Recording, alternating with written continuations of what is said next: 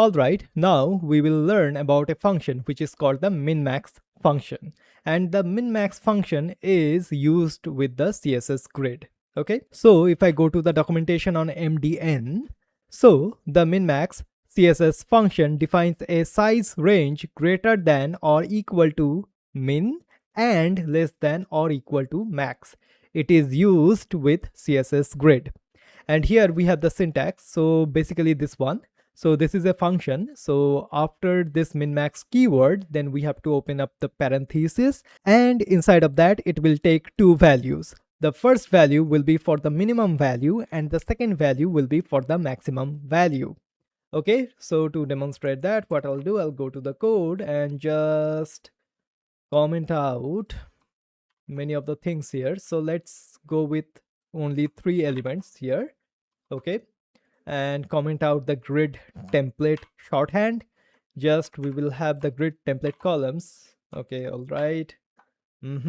So I have to uncomment these ones. So we can do something like 1fr. Okay, all right. And then what we can do something like 1fr and 1fr. Okay, or only 1fr, for example. If I do that, then this happens, which is expected, right? We have 3 columns and only 1 row. Okay, all right, that is awesome. Now what I can do, I can set here inside of the grid template columns, here instead of the 1fr, I can do something like minmax, and inside of the parenthesis I can set the minimum value for the width of the first column. So I can do something like 100 pixels. And for the maximum value, I can do something like 1fr, or let's do 200 pixels. Okay, so the first value here will be for the minimum value and the second value here will be for the maximum value. Okay, if I do that, then this happens. And if I just open up the DevTools, as you can see here, we are having this particular one. We have 200 pixels of width. Okay, why it is 200 pixels? Because it has the space available to it. Okay, all right, then what we can do here, we can do something like percentages as well. So if I do something like this one, or 50%, if I do that, then this will happen. So it will take up to 50% of the width. So yeah, as you can see, it is taking up to 50% of the width.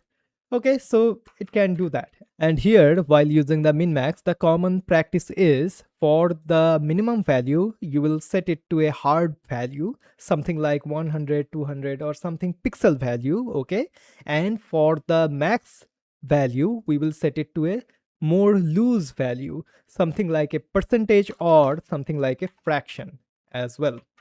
If I do that, then this is what we will get. And now if I do something like this, has the width of 800 pixels, so let's do a width of something like 80%, something like that, 80%, so that the width is dynamic. And now if I just shrink down all of this, so all of the elements will shrink down, but for this element, okay, this is a little bit harder to tell. So let's do something like, for example, 400 pixels. Okay, this will do. So we have it to 400 pixel here, the minimum value. Okay, so let me just check. So here currently it is 433 pixels of width. Now if I just shrink down a little bit, and as you can see, this particular element is not shrinking at all because it has hit the minimum value, which is the 400 pixels of width. Okay, I hope that makes sense. So once that hit the minimum value, then it will not shrink anymore. Okay, so in that way we can use the minmax. So we can do something like 100 pixel and 1fr. Then we can do something similar to here as well. So minmax 100 pixel and then 1fr. And then here we can do something similar to that. So minmax 100 pixels and then the maximum value will be 1fr. Okay, hit save. All right, so all right, okay, this is now formatted, so that is why it is happening, but anyways, so you get the idea. So now let's do the same thing for the row as well. So I can do min max and here set it to 100 pixels and then I can set it to 400 pixels. Okay, if I do that, then this happens, right? So the maximum value is 400 pixels of height. Okay, as you can see, here we go. All right, so that happens. So now let's see what will happen if we have a bunch of content inside of the first box. Okay, so lorem times 10, maybe. Okay, all right, there we go.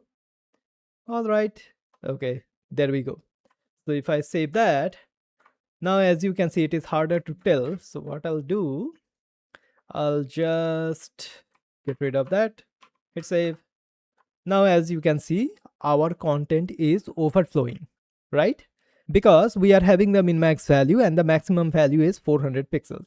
So we can tackle this situation in different ways. We can create a scrollable area and we can just scroll through the content. We can do that.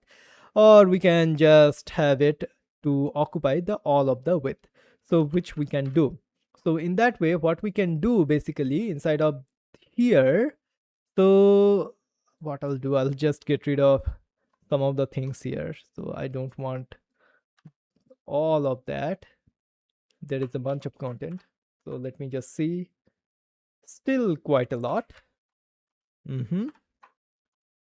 So what I'll do here, I'll get rid of a lot of the content here as well. So let me just save. Okay, let me just have a little bit more less content here. All right, as you can see, it is now showing up to this point. So what we can do for this particular row, we can set it the height to auto. So what it will do, it will say something like, hey, the minimum height for you is 100 pixels. Okay, and the maximum you can go up to the height of the container. So that is why we are setting here to auto. Hit save. Now if I do something like that and say, as you can see, our columns basically are stretching the whole height. Okay, so in that way we can use the min-max as well, and we use this syntax quite often. Basically we say like, hey, minimum you should have something like this value, and for maximum value you can have the all of it. So you can do that. Okay, so this is how we can use the min-max with the auto as well. So all right, this is the min-max function which we use with the CSS grid.